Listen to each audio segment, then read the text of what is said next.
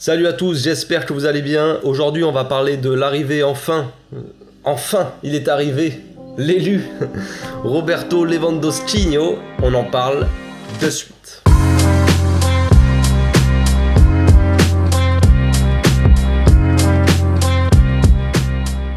Au passage, n'hésitez pas à vous abonner, liker et commenter. C'est le meilleur moyen de me soutenir et ça fera plaisir à tonton. Après des mois de feuilleton, il débarque enfin, les amis. Non, ce n'est pas Haaland, ce n'est pas Sadio Mané, c'est pas Mo Salah, c'est pas Darwin Nunez, c'est pas Morata. Il s'agit évidemment de Robert Lewandowski. Il signe donc, ou en tout cas il va pas tarder à signer parce que il est là, mais il y a des débuts d'accord, il y a des passages de visites médicales, des trucs comme ça, mais il n'y a pas encore de signature. Normalement, ça devrait se faire aujourd'hui. Logiquement, donc je sais pas exactement combien d'années. Ça a parlé de 2 ans plus une en option, ça a parlé de 3 ans, ça a parlé de 4 ans aussi, donc je ne sais pas, mais en tout cas il est là, les gars, il est là. Voilà, beaucoup d'engouement autour de son arrivée. Il y a des gens qui surveillaient l'aéroport. Lewandowski, il a décollé, regardez, il a pris l'avion de Majorque, de Madrid, Miami, regardez, il arrive à telle heure. Ok, si tu veux. Bon, moi, c'est des choses qui m'intéressent pas de ouf, mais bon. En tout cas, ça suivait beaucoup son arrivée, tout ça. Il y a énormément d'engouement autour de l'arrivée de Robert, de Bébert, donc voilà, c'est cool. Ça prouve déjà la qualité du transfert et l'énorme star qu'il est, le renouveau, l'espoir. Tout l'espoir des supporters en lui, c'est incroyable. Donc qui pouvait y croire encore il y a quelques mois? Ok, il y avait des rumeurs, tout ça, mais financièrement, on n'était pas forcément serein. Perso, j'avais confiance en la direction pour faire les choses bien, mais comme ils le font d'ailleurs depuis qu'ils sont arrivés, mais qu'on ait autant de bonnes recrues comme ça et qu'on arrive à signer, on dirait qu'on arrive à signer pas qui on veut, mais dans la limite du raisonnable, mais quand même. Rafinha, on prolonge Dembélé, on signe Kessié et Christensen gratuit, ok, mais bon voilà, faut les faire venir. Lewandowski maintenant, bientôt probablement Koundé, peut-être Azpilicueta, tout ça va pas tarder à arriver avec le deuxième levier qui va s'activer. Ça fait beaucoup de transferts quand même, mine de rien. Hein. Pour un club fini, les gars, c'est pas trop mal. Donc voir autant de bonnes recrues comme ça, je pense qu'on pouvait pas rêver mieux, les gars, et on peut rêver quand même d'une bonne saison, je pense. Donc Lewandowski, lui, c'est une superstar, hein, clairement, ça se voit, comme je l'ai dit, à son arrivée, tout ça, il y a énormément d'engouement autour de son arrivée. C'est peut-être le meilleur neuf depuis quelques saisons déjà. Avant, il y avait Suarez, après ça parle de Benzema, ok, Karim. Il a un bon niveau, le Karim, mais quand même, niveau régularité, Lewandowski, il est quand même large au-dessus, je trouve. On va pas se le cacher, les gars. Mais clairement, ce transfert, c'est pas uniquement un bon transfert sur le plan sportif. Côté marketing et image, tout ça du club, ça va faire beaucoup de bien, je pense. Financièrement, il va en vendre déjà des maillots, mais ça prouve que la marque Barça aussi, même s'il y en a qui en doutaient un petit peu, est loin d'être morte. L'image du club, le club attire toujours autant. Ce transfert le prouve en tout cas. La dernière fois qu'on a fait venir un neuf de classe mondiale comme ça, c'était Suarez. Avant lui, c'était David Villa, même s'il jouait pas vraiment numéro 9, mais voilà. Et avant lui, Zlatan. Donc l'expérience Zlatan prouve que tout ne peut pas toujours marcher comme on le souhaiterait en tout cas, même si le joueur est exceptionnel. Il faut qu'il s'adapte aussi au collectif. Mais il y a aussi l'image que renvoie le Barça aux autres équipes. Depuis quelques années maintenant, on se fait quand même bousiller en Europe, clairement, on va pas se mentir, les gars. Donc il y a peut-être des bonnes raisons à ça, comme pour la saison dernière où vraiment on était en... C'est même pas une fin de cycle, l'équipe était en reconstruction totale avec un coach, voilà, c'était n'importe quoi. Xavi qui arrive en cours de saison, tout ça, Messi qui part, c'était n'importe quoi. La star qu'on a fait venir, pas qui remplaçait Messi, parce que de base il était censé jouer avec lui, mais c'était Memphis, Griezmann qui part, c'était n'importe quoi. Ensuite on a Agüero qui vient pour jouer avec Messi, bon, et au final un problème au cœur, il arrête sa carrière, c'était...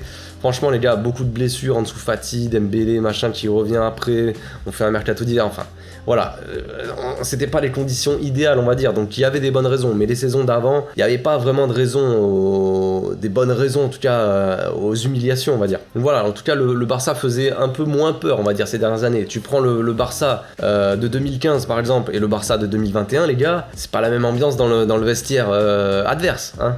Je pense que les mecs sont plus contents de tomber contre le Barça maintenant, peut-être pas cette année-là qui arrive, mais là les 2-3 dernières saisons qu'avant, à l'époque de la MSN ou même avant, en 2010, tout ça. Forcément, on faisait un peu plus peur. Loin de moi l'idée de dénigrer mon propre club, les gars, mais faut se l'avouer, on faisait plus peur à grand monde en tout cas. Pire, on commençait même à flipper contre la moindre équipe pétée, les gars. Même en Liga, la saison dernière, on se dit, à la moindre attaque, on peut prendre un but, les blocs bas, on n'arrive pas, ça va être chaud, oh putain, on va jouer contre Retafe, les gars, ça va être tendu de marquer, qu'est-ce qu'on va faire? Eh ben, on fait un match nul, un vieux match nul dégueulasse. Toutes ces histoires, j'espère, sont derrière nous, parce que là, c'est un peu l'année du renouveau. Il y avait le renouveau avec Xavi, une nouvelle ère, tout ça, mais c'est en pleine saison, donc c'est compliqué de mettre en place des choses, on l'avait déjà dit. Voilà, compliqué de faire une bonne préparation physique quand t'arrives en cours de saison, tout ça, voilà, mais là, cette année-là, normalement, c'est l'année du renouveau. Si tout se passe bien, on devrait quand même voir de belles choses cette année. Et probablement aussi au moins un trophée. Je pense que la Liga est faisable, je pense. Voilà, je ne veux pas m'avancer, mais la Liga est faisable. La Coupe d'Espagne peut-être aussi. La Ligue des Champions, on est encore loin, je pense. Mais on sait jamais. On avait des mecs comme Müller qui nous manquaient de respect aussi, encore la saison dernière, qui se foutaient de nous parce que voilà, ils ont gagné, machin. Il oublie vite quand même qu'on l'a bien torché il y a pas si longtemps, mais bon, forcément, avec le 8-2, machin, ça commence à faire une petite rivalité. Après, vous connaissez la mentalité des mecs là-bas, donc voilà, mais ça se foutait de nous, voilà. Et avec l'arrivée du petit Roberto, là, pas de Sergi Roberto, de mon petit Bébert, on change l'image de l'équipe, clairement. Il n'y a pas que lui, voilà. Le fait d'avoir Rafinha, d'avoir Dembélé qui l'accompagne, ça apporte aussi beaucoup. Mais comme je le disais, Robert, c'est quand même la classe au-dessus. Les équipes, et plus précisément les défenses adverses, vont peut-être un peu plus craindre le Barça maintenant, je pense. C'est logique, hein. Pas comme à l'époque de la MSN, voilà, parce que c'est pas comparable, mais quand même, il y a quand même beaucoup d'adversaires, d'équipes qui vont faire dans leurs pantalons, tout simplement. J'ai hâte de voir ça. Mais quand on pense à Lewandowski, on pense avant tout à son sens du but et à son nombre de buts par saison qu'il peut marquer. Lewandowski, c'est minimum 30 buts par saison depuis 2011, les gars, donc ça fait 11 ans. Donc déjà, ça pose les bases. Le mec, ça fait plus de 10 ans qu'il claque 30 buts par saison.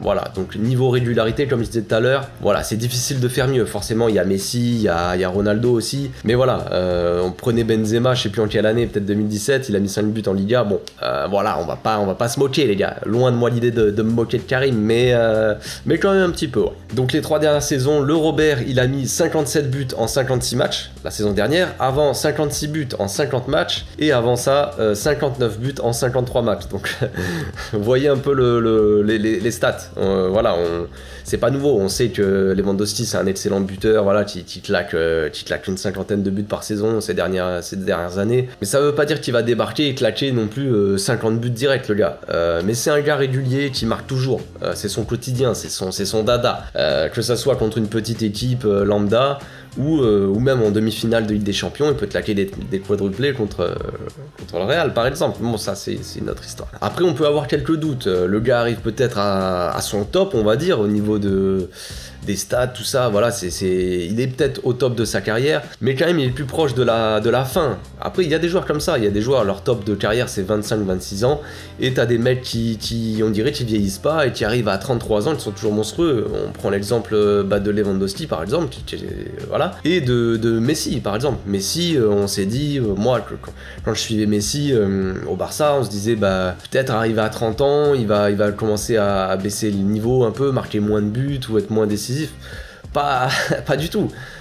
Après, il a appris à s'adapter à sa forme physique, mais voilà, il state toujours autant, sauf au PSG. Il a pas envie de marquer, mais c'est une autre histoire. Donc beaucoup de supporters se basent souvent par rapport à l'âge, du coup. Pour dire voilà, si le joueur est bon, si il faut l'acheter, s'il va performer, voilà, au niveau de son prix, voilà, ça reste un critère important, ok, mais c'est pas décisif non plus. Mais Lewandowski, ça reste un joueur qui se blesse assez rarement quand même ces dernières saisons. On va pas lui porter la digne non plus, mais ces dernières saisons, c'est pas un mec qui est souvent absent, quoi. Prenez Haaland par exemple, niveau blessure, niveau c'est une interrogation pour moi. Alors que pourtant il est beaucoup plus jeune, il paraît quand même pas fragile physiquement, le Haaland, c'est un monstre physique, et pourtant temps, il a l'air souvent blessé. Je vais pas dire Lewandowski, tout ça est mieux qu'Haaland parce qu'Haaland il se blesse. On n'en sait rien. On sait pas, on connaît pas le futur. Comme je l'ai dit, Lewandowski, c'est quand même, il est plus proche de sa fin de carrière que son début, clairement. Donc je ne compare pas les deux, c'est pas le même profil, tout ça. Mais voilà, c'est niveau. Si on devait se poser des questions niveau forme physique, est-ce que Haaland aurait fait mieux que Lewandowski en termes de régularité, en termes de niveau physique, d'être sûr quoi, de louper aucun match, on va dire? Je ne sais pas. On ne le saura sûrement jamais, les gars. Mais bon, ce qu'on sait, c'est qu'ils n'ont pas le même profil, comme j'ai dit clairement. Voilà, donc c'est pas vraiment une comparaison, mais c'est un peu l'interrogation que j'avais moi quand on parlait d'Haaland au Barça, tout ça. C'était son profil. Il y avait la question physique, comme je l'ai dit, les blessures, tout ça, mais il y avait la question aussi du profil. Est-ce que Haaland va coller, s'adapter au jeu, tout ça du Barça? Je ne sais pas. Alors que pour moi, il n'y avait pas de doute concernant ses qualités de buteur, mais son profil, franchement, voilà, je savais vraiment pas ce que ça pouvait donner au Barça. Alors que Lewandowski, quand même, je ne dis pas que je préfère Lewandowski à Haaland, machin. C'est pas parce que Lewandowski l'a signé au Barça, les gars, que d'un coup je vais être là, ouais, Lewandowski, j'ai toujours kiffé. Non, c'est pas ça la question. Mais Haaland, c'est l'attaquant du futur. Mais Lewandowski, voilà, niveau profil en tout cas, il colle quand même beaucoup plus au jeu du Barça, je trouve.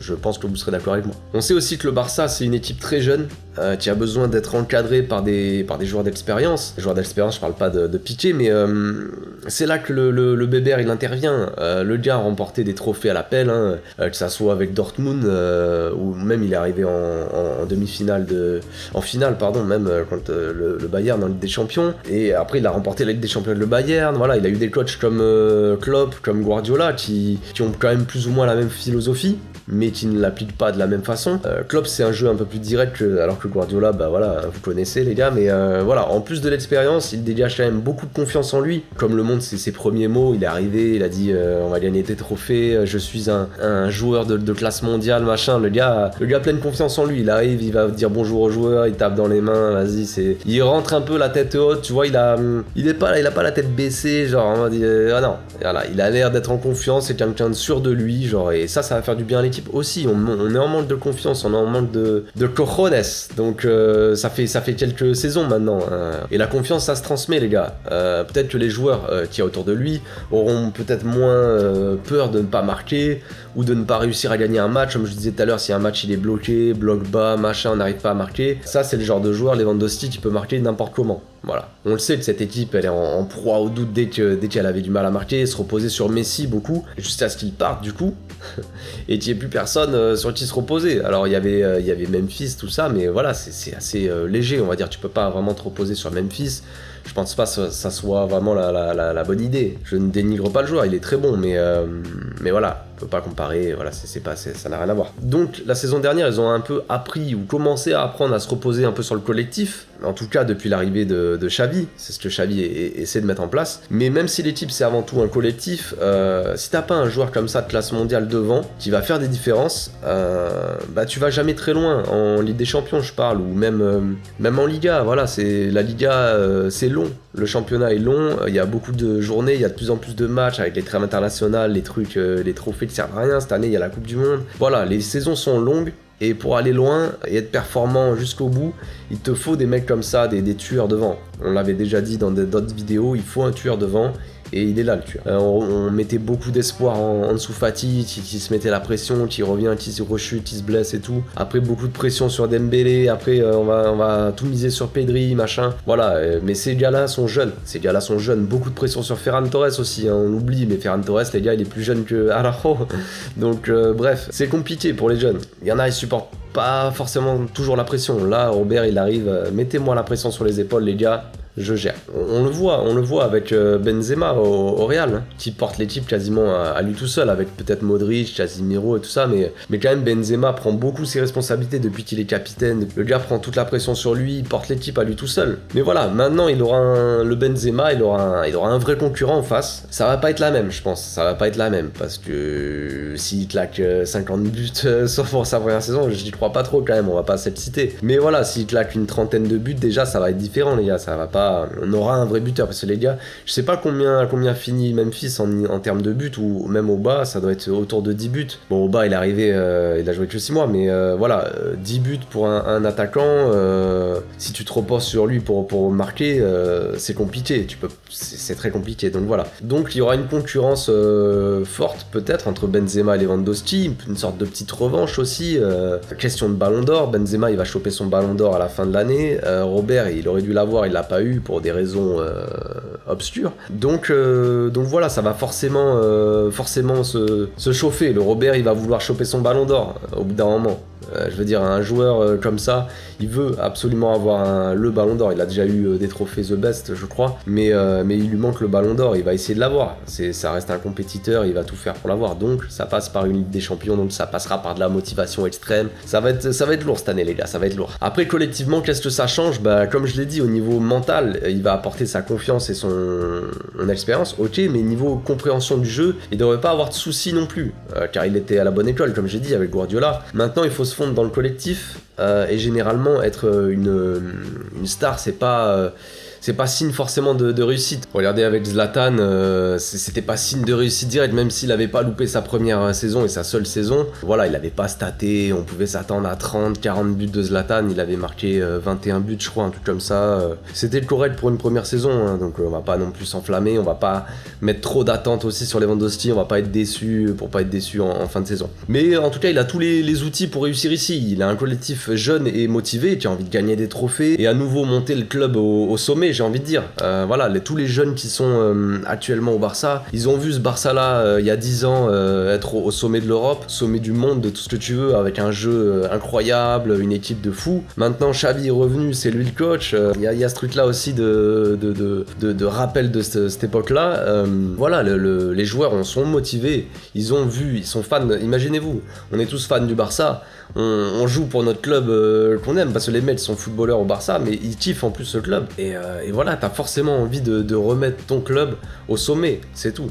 Donc les joueurs sont motivés, l'équipe est jeune, on est en train de faire un mélange de jeunes et de joueurs expérimentés, donc ça c'est le top. On a des jeunes voilà, qui auront sûrement aussi moins de pression comme je disais tout à l'heure et qui pourront se reposer sur un gars qui peut marquer sur la moindre occasion. Les défenses adverses se concentreront aussi beaucoup sur Lewandowski, c'est probable quand même, parce que quand t'as Lewandowski en face de toi, tu te dis attention à Lewandowski, il peut marquer sur la moindre occasion, je vais me concentrer sur lui, donc il attirera l'attention sur lui et ça pourra libérer aussi les autres, ça pourra libérer Dembélé, t'as Dembélé à côté, Rafinha, Ansu Fati, au milieu t'as le petit Pedri quand même qui monte en puissance la saison dernière, qui commence à claquer. Attention, ça va libérer des espaces pour les autres, ça libère tout, ça libère de la pression sur les épaules, ça va libérer de l'espace sur le terrain, ça va donner forcément des occasions aux autres, et ça va être très bon, déjà ça va être très bon tout simplement. On a deux excellents passeurs à côté qui sont Rafinha et Dembélé qui vont donner des ballons pour Lewandowski. On va avoir une concurrence entre Lewandowski et Aubameyang qui en plus de ça sera saine parce que les deux sont amis, se connaissent déjà, ils ont déjà joué à Dortmund ensemble, donc voilà, ça on le voit les types là, les médias ils ont essayé de nous faire croire que l'accueil pour Lewandowski il était froid et tout, genre parce qu'ils ont applaudi, ils ont montré 2-3 images, ils ont fait un vieux montage, frère, moi je peux te faire un montage aussi si tu veux, où Lewandowski il se fait jeter des tomates dessus et des œufs, on peut faire des montages, mais bon les gars, calmez-vous, Lewandowski il connaît personne dans l'équipe, à part Aubameyang, il connaît peut-être Ter Stegen vite fait, il les a martyrisés il y a pas si longtemps que ça, donc les joueurs ils vont pas lui sauter dans les bras non plus et voilà, l'emballer les gars, c'est voilà. Calmons-nous, ça reste un joueur qu'ils connaissent pas trop, il va être accueilli comme les autres dans l'équipe, comme l'a dit Christensen, il a été très bien accueilli dans l'équipe, voilà, maintenant il faut qu'il s'adapte un petit peu, mais il a été très bien accueilli, que ça soit par les jeunes, par les gars, les cadres du vestiaire, tout ça, les mecs ils ont envie, tu vois les déclarations d'Araujo par exemple, ou de Busquets en conférence de presse hier, qui a dit que c'est bien, que Lewandowski il arrive, il va apporter son expérience, on va avoir un vrai buteur, un grand joueur, tout ça, il n'y a pas de mauvais accueil les gars, donc Lewandowski va se mettre à l'aise, voilà, il va être là, il va le temps qu'il s'adapte un peu à l'équipe et ça va le faire, Il n'y a pas de raison que ça marche pas, hein, mais il faudra le prouver avec les actes quand même, parce qu'il y a beaucoup d'attentes, mais voilà, maintenant on attend de voir ce que ça donne. On attend tous de voir son premier match, normalement ça serait pas ce soir, ça sera probablement le week-end prochain, ce week-end là, donc contre le Real, comme par hasard, normalement. Donc on attend ça avec impatience les gars, premier classico, premier match de Lewandowski. Ouh, Bon, enfin bref, le match sera à 5h du mat les gars, donc il y aura un débrief, mais je le sortirai sûrement le dimanche midi, un truc comme ça. Je tournerai à chaud, mais je le sortirai plus tard, parce que j'imagine qu'à 5-6h du mat, il n'y aura pas grand monde. Donc voilà, ce soir il y a le match contre l'Inter Miami, donc je ferai un débrief à chaud, mais pareil, je le sortirai demain, je pense, vers midi, un truc comme ça. Et puis voilà, on se met bien. Pour ceux qui sont encore là, les gars, j'ai pas fait d'annonce, mais je ferai probablement un avant-match sur Twitch ce soir. Je connais pas encore l'heure, faut que je regarde ça. Je vais faire un petit truc sur une annonce de toute façon en post YouTube et sur Instagram. Mais voilà, je vais probablement faire un avant-match sur Twitch. Premier live, pression. Un peu, ouais, je sais même pas comment ça marche Twitch, donc voilà, on verra. Donc j'espère que la vidéo vous a plu les gars, on se retrouve bientôt donc demain pour le débrief du match. D'ici là, portez-vous bien, passez une excellente journée. Ciao.